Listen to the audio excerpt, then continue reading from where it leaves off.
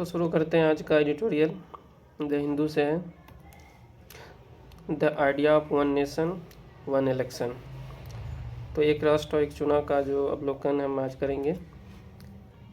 ये 2019 में पहले भी इस बारे में चर्चा में थी और समय तो नहीं हो पाई, फिर से ये 2024 के चुनाव से पहले ही चर्चा में आ गई है। तो इसके बारे में जानते हैं, एक राष्ट्र और एक चुनाव क्या है।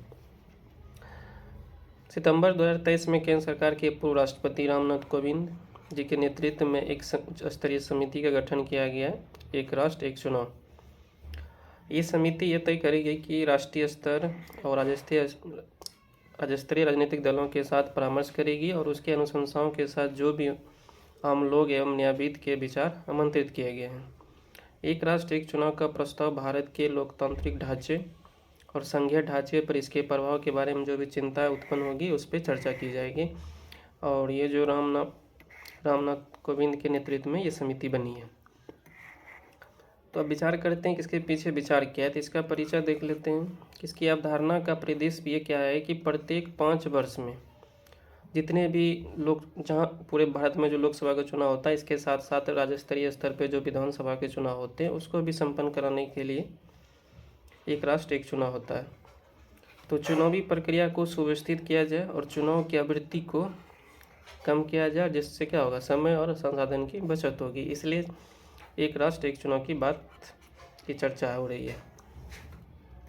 इसकी पृष्ठभूमि देख लेते हैं। तो एक्चुअली पहले जो था चुनाव शुरू में जब हो रहे थे 1951-52 में, तो एक ही साथ चुनाव राज्य विधानसभा का और लोकसभा का होता था। और ये 1957 और 62 और 67 तक ये आयोजित हुए। लेकिन बाद में इसके क्रम में समस्या आ गई, तो उस समय से उसके बाद से हम लोकसभा का चुनाव और राज्य स्तरीय चुनाव अलग अलग टाइम पे होने लगी। लेकिन फिर से इसमें 1983 से ही जब निर्वाचन आयोग ने पहली बार इसके पेश किया कि 1967 तक भारत में एक साथ चुनाव आयोजित करना एक सामान्य परिदृश्य रहा है, तो ये 1983 से फिर से मुद्दा में आ गया।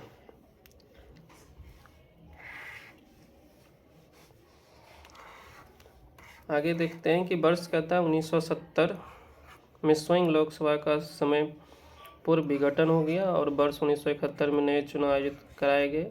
और इस प्रकार 1970 तक केवल प्रथम, द्वितीय और तृतीय लोकसभा में 5 वर्ष का नियत कार्यकाल पूरा किया। उसके बाद तो विघटन के बाद दोनों राज्य का और लोकसभा का चुनाव होने लगा और तब से अभी तक ऐसा ही परंपरा चली आ रही है। अब देखते हैं कि विश्व में ऐसा हो भी रहा है कि नहीं। तो विश्व में अन्य जगहों पर एक साथ चुनाव कहाँ कहाँ हो रहा है। तो दक्षिणी अफ्रीका कहता राष्ट्रीय और प्रांतीय विधानमंडल के चुनाव एक साथ प्रत्येक 5 वर्ष आयोजित किए जाते हैं और वहाँ का नगर निकाय का चुनाव प्रत्येक 2 वर्ष पर आयोजित किया जाता है। और ये स्वीडन में भी है और ब्रिटेन में है। तो विश्व में ऐसे सब देश है जहाँ एक साथ चुनाव कराए जाते हैं। तो भारत में भी संभव हो सकता है कि नहीं, इसी के बारे में चर्चा हो रही है। तो एक साथ चुनाव कि क्या लाभ हो सकते हैं। अगर लोकसभा और विधानसभा का एक चुनाव एक साथ किया जाए तो क्या क्या लाभ होंगे। शासन विकर्षणों को कम करना। बार बार चुनाव आयोजित होने से क्या आता है, शीर्ष नेताओं से लेकर स्थानीय प्रतिनिधियों तक पूरे देश का ध्यान क्या होता है, भटक जाता है।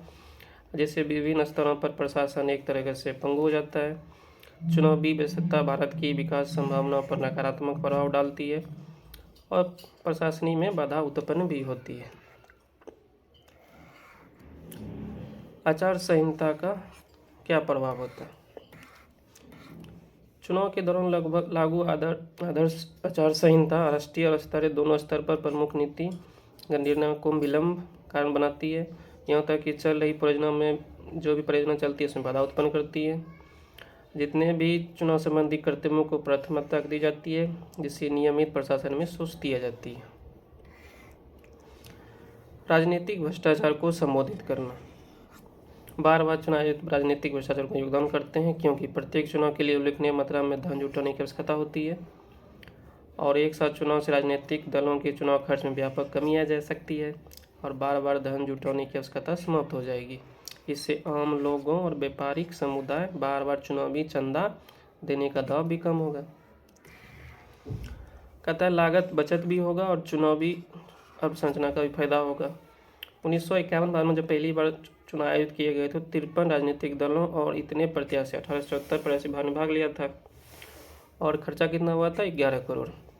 अब वर्तमान में देखिए जब 2019 में जब चुनाव हुए थे, हम चुनाव में, तो 610 राजनीतिक दलों ने भाग लिया था और 9000 उम्मीदवार, और खर्चा कितना हुआ था 60,000 करोड़। ये एसोसिएशन ऑफ डेमोक्रेटिक रिफॉर्म्स का रिपोर्ट के अनुसार है कि 60,000 करोड़ खर्चा हुआ था 2019 के चुनाव में। कहता है दुनिया का सबसे खर्चीला चुनाव है भारत का। अब 2024 में कितना खर्चा होता है ये तो पता नहीं, इस बार पिछले बार तो 60,000 खर्चा हो ही चुका था। हालांकि अब संरचना में आरंभिक निवेश की अवस्था होती है, लेकिन सभी चुनाव के लिए समान मतदाता सूची का उपयोग करने से मतदाता सूचियों को अद्यतन करना मतलब अपडेट करने बनाए रखने में व्यापक समय एवं धन की बचत हो सकती है। नागरिकों को क्या सुविधा होगा, तो एक साथ चुनाव करने से मतदाता सूची के नाम गायब के संबंधी नागरिकों की चिंताएं कम होगी। सभी चुनाव के लिए सुसंगत मतदाता सूची का उपयोग प्रक्रिया को सुव्यवस्थित करता है और जिससे नागरिक को अधिक प्रत्यक्ष और भरोसेमंद मतदान अनुभव प्राप्त होता है। कानून प्रवर्तन संसाधनों का इष्टतम उपयोग। कानून का संसाधन का इष्टतम उपयोग कैसे होगा? चुनाव के दौरान पुलिस और अर्धसैनिक बलों को बड़े पैमाने पर तैनाती किया जाता है और प्रमुख कानून प्रवर्तन एजेंट कर्मियों को भी अत्यंत महत्वपूर्ण कार्य में विचलन होता है। जब एक साथ चुनाव होगा तो बार बार तैनाती की कमी होगी और इससे क्या होगा, संसाधनों का इष्टतम उपयोग होगा और कानून प्रवर्तन क्षमता बढ़ेगी। हॉर्स ट्रेडिंग पर अंकुश लगेगा। निश्चित अंतराल पर चुनाव से निर्वाचित प्रतिनिधि द्वारा हॉर्स ट्रेडिंग को खरीद फरोख्त होते ही रहता है। निश्चित अवधि पर चुनाव कराने से प्रतिनिधियों के लिए व्यक्तिगत लाभ के दल या दल बदल या संगठन बनाना अधिक चुनौतीपूर्ण हो जाएगा और दल बदल विरोधी कानून जो है इसको पूरकता प्रदान करेगा, क्योंकि लोग जीत के जाते किसी से और उसके बाद दल बदल के कारण दूसरे दल में भी मिल जाते हैं। तो ये हॉर्स ट्रेडिंग पे भी अंकुश लगाएगा। ये सब इनके लाभ हैं। राज्य सरकारों के लिए वित्तीय स्थिरता होगी, क्योंकि बार बार चुनाव नहीं होगा तो बार बार चुनाव का राज्य सरकार मतदाताओं को लुभाने के लिए बहुत सारी फ्रीबी घोषणा करती है, जिससे वित्तीय दबाव पड़ता है। एक साथ चुनाव का आयोजन इस समस्या को कम कर देगा। राज्य सरकार के वित्तीय बोझ वो भी घट सकता है और स्थिरता में योगदान दे सकता है। अब वो एक राष्ट्र एक चुनाव कराने के पीछे जब चुनाव होगा तो चुनौतियां भी आएगी, जब लाभ है तो चुनौती भी आएगा। संवैधानिक चिंताएं और मध्य कार्यकाल पतन। अब संवैधानिक चिंता देखते हैं क्या है। कहता संविधान का अनुच्छेद 83(2) और 172 में लोकसभा और राज्यसभा के लिए 5 वर्ष का कार्यकाल निर्दिष्ट किया गया है। यदि समय पूर्व इनका विघटन नहीं हो जाए, अगर समय पूर्व विघटन नहीं होता तो ये 5-5 साल का कार्य होता है। अनुच्छेद 83(2) और 172 राज्य में। अगर हम एक राष्ट्र एक चुनाव की अवधारणा को परिदृश्य को अगर प्रश्नगत करती है तो केंद्र और राज्य सरकार के कार्यकाल का मध्य में ही पतन हो जाएगा। जैसे मान लीजिए अगर 2014 में चुनाव होता है तो बहुत सारे राज्यों का कार्यकाल अभी 24 में नहीं, किसी का 26, 25, 27, 28 तक चलेगा। अगर एक साथ कराया जाएगा तो बहुत सारे राज्यों को अभी ही मध्य में ही इसको पतन करना पड़ेगा, तभी एक साथ चुनाव कराया जाएगा। तो ये चिंताएं हैं। तो उस परिदृश्य में प्रत्येक राज्य में पुनः चुनाव कराया जाएगा और राष्ट्रपति शासन लागू की सुविधा सामान्य ढांचे को जटिल बनाती है। अब लॉजिस्टिक संबंधी क्या चुनौती हो सकती है कि इलेक्ट्रॉनिक वोटिंग मशीन है, कर्मियों है, संसाधन की उपलब्धता, सुरक्षा, ये सब चुनौतियाँ शामिल है जो लॉजिस्टिक में आती है। और निर्वाचन आयोग के इतने बड़े चुनावी अभ्यास के प्रबंधन में कठिनाइयों का सामना करना पड़ सकता है, जिससे ये एक राष्ट्र एक चुनाव में जटिलता बढ़ सकती है। संघवाद संबंधी चिंताएं क्या है? अगर हम एक साथ चुनाव कराते हैं तो इसकी अवधारणा संघवाद की अवधारणा को टकराव रखती है। यह संविधान के अनुच्छेद 1 में भारत को राज्यों का संघ के रूप में देखने के विचार के विपरीत है। एक साथ चुनाव राज्य सरकारों की स्वायत्तता और स्वतंत्रता पर हमला है। इससे न केवल संघीय ढांचे कमजोर हो सकता है बल्कि केंद्र और राज्यों के बीच हितों का टकराव भी बढ़ सकता है। राज्य सरकारी कार्यकाल अलग अलग होते हैं और कुछ राज्यों के संविधान अनुच्छेद 71 के तहत विशेष उपबंध भी सौंपे होते हैं। न्यायमूर्ति BS चौहान की अध्यक्षता में विधि आयोग ने बताया कि मौजूद संवैधानिक ढांचे के भीतर एक साथ चुनाव संपन्न करना व्यवहार्य नहीं है। तो ये सब पॉइंट आप लिख सकते हैं चुनौतियों में। और ये जो जनअधिनियम प्रतिनिधिनियम 1951 है, ये लोक और राज्य विधानसभा परिनियमों में संशोधन की आवश्यकता होगी। चुनाव की पुनरावृत्ति और लोकतांत्रिक लाभ। बार बार आयोजित चुनाव को वर्तमान प्रणाली को लोकतंत्र में लाभप्रद माना जाता है, जिससे मतदाताओं को अपनी आवाज़ अधिक बार व्यक्त करने की अनुमति मिलती है।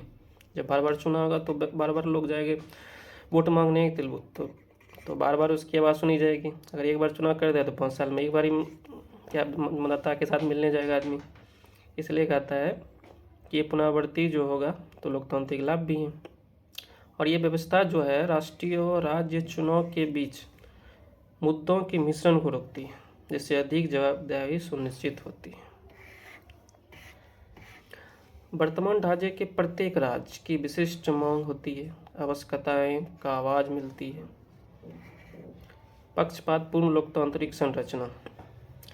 IDFC इंस्टीट्यूट के वर्ष 2015 में एक अध्ययन के उजागर किया कि एक साथ चुनाव करने से इस बात की 77% संभावना बनती है कि विजयी राजनीतिक दल या गठबंधन को लोकसभा और राज्य विधानसभा दोनों में जीत प्राप्त होगी।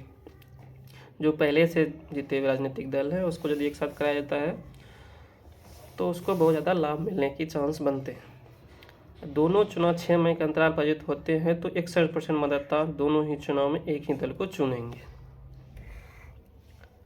लागत निहितार्थ और आर्थिक विचार। निर्वाचन आयोग और नीति आयोग के अनुमान है कि परस्पर विरोधी आंकड़े प्रकट करते हैं। हालांकि लंबे समय में सिंक्रोनाइज की से प्रति मतदाता लागत में बचत हो सकती है, लेकिन बड़ी संख्या में EVM और VVPAT की तैनाती के लिए लघु आवधिक खर्च बढ़ सकता है। आर्थिक स्रोत से पता चला है कि राजनीतिक दल और उम्मीदवार द्वारा किए जाने वाले चुनावी व्यय और लागत में वृद्धि के बावजूद अर्थव्यवस्था में सरकारी कर राजस्व में लाभ पहुंचता है। कानूनी चिंताएं क्या है? संविधान का उल्लंघन हो सकती है एक बार किया, जैसा कि AR मामले में प्रकट हुआ कि जहां सर्वोच्च न्यायालय ने राज्यों को स्वतंत्र संवैधानिक अस्तित्व पर बल दिया है। परामर्श प्रक्रिया में भाषा पूर्वाग्रह। उच्च स्तरीय समितियों की परामर्श प्रक्रिया पूर्वाग्रह, परिजन और समानताओं के संबंध में चिंताओं को जन्म देती है। सूचना को उस इंटरैक्शन प्लेटफॉर्म के रूप में उपस्थित वेबसाइट केवल अंग्रेजी हिंदी में उपलब्ध है, और जबकि भारत में 22 अधिक भाषाओं की उपेक्षा करती है। निर्वाचन आयोग की स्वतंत्रता। निर्वाचन आयोग की भूमिका और स्वतंत्रता के बारे में सवाल उठाए गए हैं।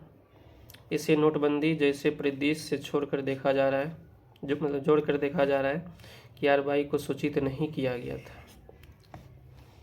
उच्च स्तरीय समिति की प्रक्रिया में निर्वाचन आयोग निष्क्रिय दिखाई देता है, और जिससे चुनाव पर स्वतंत्र निर्णय लेने की उसकी अपनी स्वायत्तता खतरे में पड़ती है। तो हमें आगे क्या करना चाहिए? तो आम सहमति का निर्माण करना चाहिए। एक साथ चुनाव की व्यवस्था के लिए राजनीतिक दलों और राज्य के बीच आम सहमति बनाना महत्वपूर्ण है। चिंताओं को दूर करने में समर्थन हासिल करने के लिए, और जितने भी हितधारक हैं के बीच एक खुला संवाद होना चाहिए, परामर्श होना चाहिए और विचार विमर्श की आवश्यकता पड़ेगी, तभी आम सहमति बनेगी। अब संवैधानिक संशोधन करनी पड़ेगी। जनप्रतिनिधि 1951 और लोकसभा राज्यसभा की प्रक्रिया नियमों में संशोधन किया जाएगा, और इस विधिक ढांचे में समकालीन मतदान की विशिष्ट आवश्यकताओं को समायोजित किया जाना चाहिए। विधानसभा के कार्यकाल को लोकसभा के साथ संगठित करना पड़ेगा।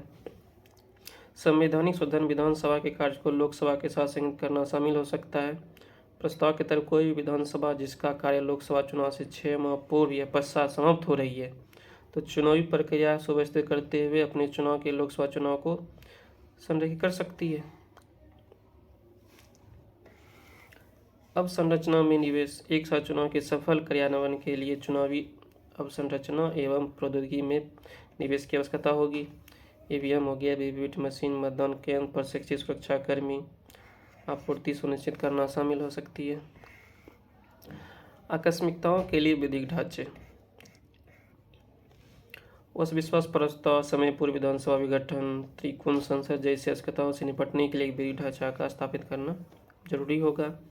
इसका उद्देश्य एक साथ चुनाव चक्र के दौरान जो भी उत्पन्न होने वाली जो भी अप्रत्याशित परिस्थितियों का प्रबंधन करना पड़ेगा। जागरूकता और मतदाता शिक्षा, तो मतदाता को जागरूक करना भी पड़ेगा, उसको शिक्षा भी देना पड़ेगा कि एक चुनाव के लाभ हैं और क्या चुनौती हैं। मतदाताओं के बीच जागरूकता पैदा करना महत्वपूर्ण होगा। मतदाता शिक्षा कार्यक्रम को यह सुनिश्चित करना चाहिए कि नागरिक इस प्रक्रिया को समझे, जिससे वो बिना किसी भ्रम या असुविधा अपने मताधिकार का सही प्रयोग कर सके। निष्कर्ष देखते हैं कि उच्च स्तरीय समिति जो रामनाथ कोविंद के द्वारा इसके अध्यक्ष हैं, उसकी स्थापना संकेत देती है कि भारत में एक साथ चुनाव पर गंभीरता से विचार किया जा रहा है और संवैधानिक और विधिक सिद्धांतों पर संभावित प्रभाव के बारे में मौजूदा चिंताओं के बावजूद समिति को अनुशंसाओं के लिए एक निश्चित समय रेखा की कमी और निश्चितता का माहौल बना रही है। कानूनी चिंताएं विशेष रूप से राज्य विधानमंडल की अवधि में संभावित परिवर्तन संवैधानिक चुनौती पेश करती है और एक राष्ट्र एक चुनाव को रोका जा सकता है या नहीं, ये सवाल भारतीय सर्वोच्च न्यायालय की संवैधानिक भूमिका को प्रमुखता से सामने लाता है। अब यह सब प्रश्न कर सकते हैं कि भारतीय संदर्भ में एक राष्ट्र एक चुनाव के संवैधानिक, विधिक और व्यवहारिक निहितार्थ की चर्चा कीजिए। संघवाद, शासन, चुनावी प्रक्रिया पर इसके प्रभाव का मूल्यांकन कीजिए।